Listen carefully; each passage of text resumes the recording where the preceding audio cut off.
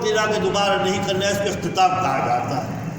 تو امام کائنات صلی اللہ علیہ وسلم کی تشریف آوری اپنے اختتام کو بھی اتمام کو بھی ہوئی کہ جو بھیجنے والا سلسلہ تھا اس کو ختم کر دیا، اور جتنے کو بھیجنا تھا اللہ رب العزت کی مرضی و منشا کے مطابق جتنا انہوں نے جن انبیاء کو بھیجنا تھا، جتنی انبیاء کو بھیجنا تھا، وہ آپ صلی اللہ علیہ وسلم کے بھیجنے کے بعد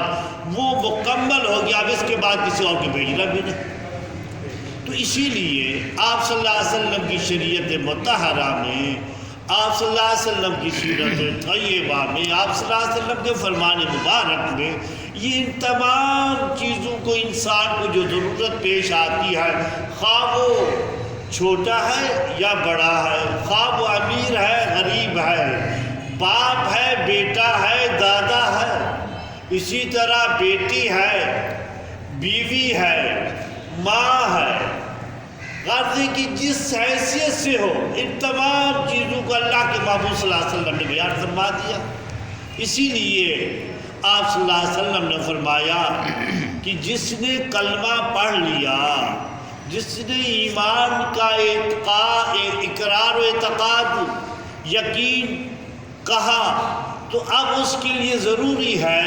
کہ جو کچھ شریعت میں لایا ہوں، جو کائنات کے خالق و مالک نے دستور العمل دیا ہے، جو کچھ میں نے عملی طور پہ بتایا ہے، سکھلایا ہے، تعلیم دی ہے،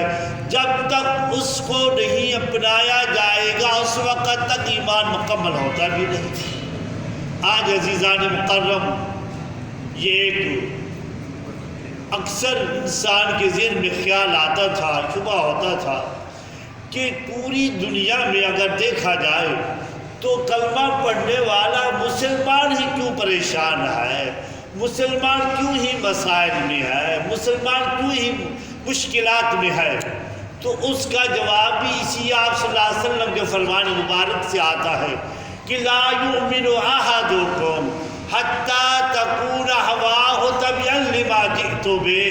کہ جب تک جو کچھ مجھے ملا، جو کچھ میں لایا ہوں، جو میری سیرت طیبہ ہے، میرے فرمان مبارک ہے، جو کتاب دستور عمل مجھے دی گئی ہے، جب تک اس کو پورے کے پورے کو نہیں اپناؤ گے تمہارا ایمان مکمل نہیں ہوگا۔ تو بالفاظ دیگر یوں کہیے کہ ہمارے ایمان میں کمی ہے،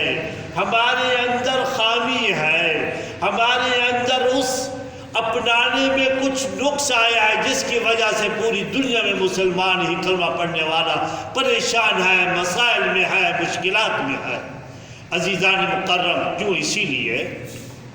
کہ یہ باتیں سننے سنانے کی نہیں ہے، بلکہ تاریخ شاہد ہے۔ آپ اس انسان کے آج بھی، جس کو ہم پرفتن دور کہتے ہیں، آج آدمی کس طرح وہ تمام شریعت کو اپنا سکتا ہے۔ جو آدمی شریعت مطہرہ پہ عمل کر رہا ہے، اپنی طرف سے پوری کوشش کرتا ہے، جان بوجھ کے کسی عمل کو چھوڑتا نہیں، اپنی استطاعت کے مطابق، تو آج بھی وہ آدمی، آپ اس سے ملاقات کر لیں، آپ اس کی زندگی کو دیکھ لیں کہ وہ بڑی پرسکون زندگی گزار رہا ہے۔ اس کے لیے کوئی پریشانی نہیں، کوئی مصیبت نہیں، کوئی تکلیف نہیں ہے، کہیں سے بھی اس پہ کوئی مشکلات آ نہیں رہی، کوئی اس کو تنگ کرتا نہیں، ستاتا نہیں۔ اور پھر اسی طرح آپ پیچھے جائیں، اصحاب کرام رضوان اللہ علیہم اجمعین کی زندگی، خواب آپ صلی اللہ علیہ وسلم کا دور مسعود ہو کہ جس وقت آپ صلی اللہ علیہ وسلم کی ذات اقدس اس وقت موجود تھی، یا اس دور کو دیکھ لیں، یا پھر اس کے بعد خلفائے راشدین کے دور کو دیکھ لیں کہ اصحاب کرام رضوان اللہ علیہم اجمعین نہ صرف امن میں تھے، نہ صرف محفوظ تھے، بلکہ اغیار بھی، غیر مسلم بھی، سمجھتے تھے کہ اگر ہمیں تحفظ ملے گا، اگر ہمیں امن ملے گا، ہمیں سکون ملے گا تو ان مسلمانوں کے ذریعے، ان مسلمانوں کے ہی سائے میں، مسلمانوں کے ہی ساتھ رہنے سے ہمیں حفاظت مل جائے گی، ہم محفوظ ہو جائیں گے۔ تو عزیزان مکرم، دین اسلام ایک مکمل نظام حیات ہے۔ آج میں اس دین نظام کی، دین مکمل کے ایک عمل جس کو ہم نماز کا نام لیتے ہیں،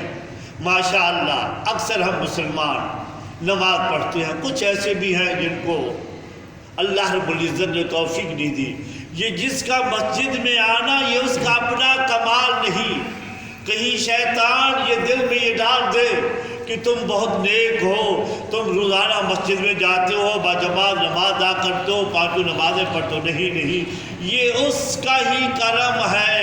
اسی لیے کائنات کے خالق و مالک نے اپنی مقدس کتاب میں فرما دیا کہ یوں فرمانا وما توفیقی الا باللہ، کہ میری کوئی حیثیت نہیں، میری کوئی طاقت نہیں، میرا کوئی عمل دخل نہیں، یہ اس وحدہ لا شریک لا قادر مطلق کی عنایت و مہربانی ہے، اس کا فضل ہے کہ ہم نماز کے لیے آتے ہیں۔ تو عزیزان مکرم، دنیا کا اصول ہے، آپ دیکھتے ہیں کہ آپ کسی کے پاس جاتے ہیں، جس طرح اس کے مراتب میں، اس کے اختیارات میں اضافہ ہو جاتا ہے، اسی طرح اس کے دربار میں، اس کے عدالت میں، اس کے دفتر میں جانے کے بھی آداب بڑھتے جاتے ہیں۔ اسی طرح یہ مسجد میں آنا، یہ ایک بادشاہوں کے بادشاہ کی دربار میں حاضری ہے۔ سب سے پہلی بات یہ ہے کہ ہم جب مسجد میں آتے ہیں کوشش کیجئے کہ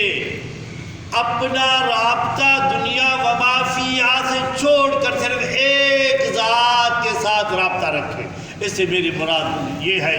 جو آج کل ہمارے لیے بہت سہولت کی چیز بھی ہے، اگر اس کو صحیح استعمال کیا جائے، اگر غلط کیا جائے تو یہ اس میں ہی جتنی تباہی و بربادی ہے اس سے اندازہ نہیں کیا جا سکتا۔ تو اس سے مراد ٹیلی فون ہے کہ جب ہم آئیں تو کوشش کریں کہ ہم اس کو بند کر لیں، بند ہی کر سکتے، کم از کم اس کی آواز کو بند کر لیں، تاکہ اللہ کے گھر کی اس آداب کے خلاف ورزی نہ ہو۔ اور دوسری بات، جب ہم مسجد میں آئیں تو یہ ایک ایسی مقدس جگہ ہے، وَأَنَّ الْمَسَاجِدَ لِلَّهِ، کہ یہ مساجد اللہ کے لیے ہے۔ حدیث پاک میں آتا ہے المساجد بیوت اللہ، کہ مسجد جہاں نماز ادا کی جاتی ہے اللہ کے گھر ہے۔ تو اللہ کے گھر میں جب آدمی آ جاتا ہے، آپ دیکھتے نہیں کہ میں اگر کسی بڑے آدمی کے گھر میں جاتا ہوں، کوشش کرتا ہوں زیادہ سے زیادہ دیر بیٹھ جاؤں تاکہ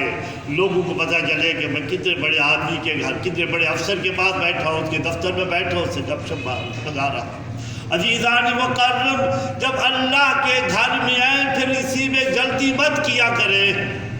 سکون سے، اطمینان سے، کہ کائنات کے خالق و مالک نے اپنے گھر میں آنے کی توفیق دی۔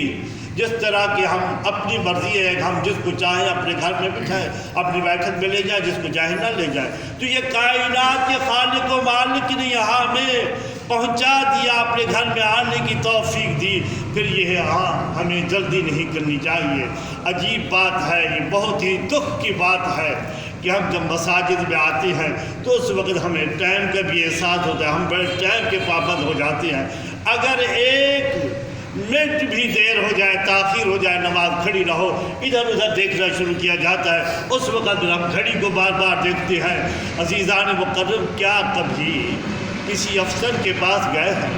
اگر وہ دیر سے آئے، کیا کبھی ہم نے اسے کچھ کہا ہے، یا کبھی ہم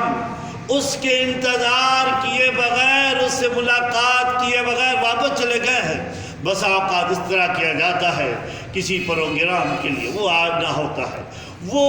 بس اوقات کئی گھنٹے تاخیر کرتا ہے،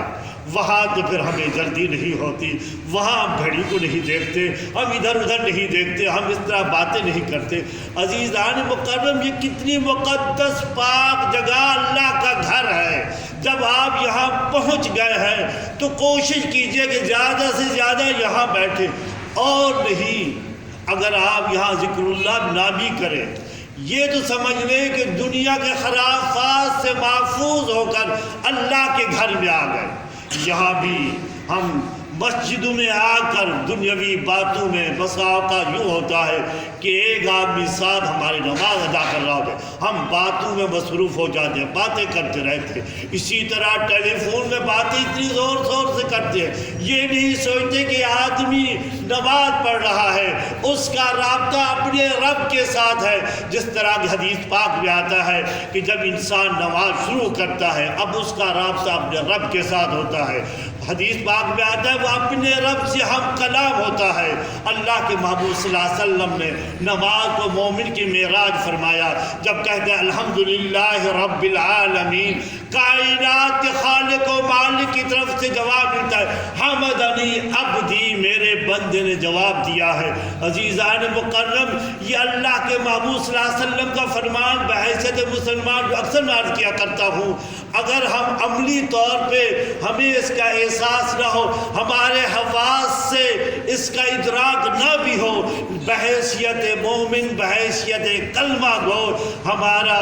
عقیدہ اور یقین یہ ہونا چاہیے جو اللہ کے محبوب صلی اللہ علیہ وسلم نے فرمایا وہ سچ ہے کہ پروردگار عالم کی طرف سے جواب ملتا ہے۔ اور عزیزان مکرم، جن کو اللہ رب العزت نے توفیق دی ہے، جن کے صحیح معنی ربط ہوتا ہے، انہوں نے یہ بقل بات جواب سنے بھی ہے۔ تو عزیزان مکرم، پھر ہمیں احتیاط کرنی چاہیے، احساس کرنا چاہیے۔ اور عزیزان مکرم، پھر وہی بات عرض کروں گا کہ اللہ کے گھر کے کچھ آداب ہیں، جس طرح کسی دفتر کے، کسی آدمی کے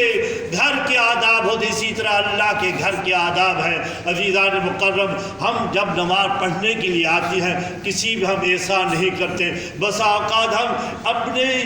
اس امام کے متعلق ایسی باتیں کرتے ہیں جس کے پیچھے ہم نماز پڑھتے ہیں۔ عزیزان مکرم، کبھی آپ نے سوچا ہے،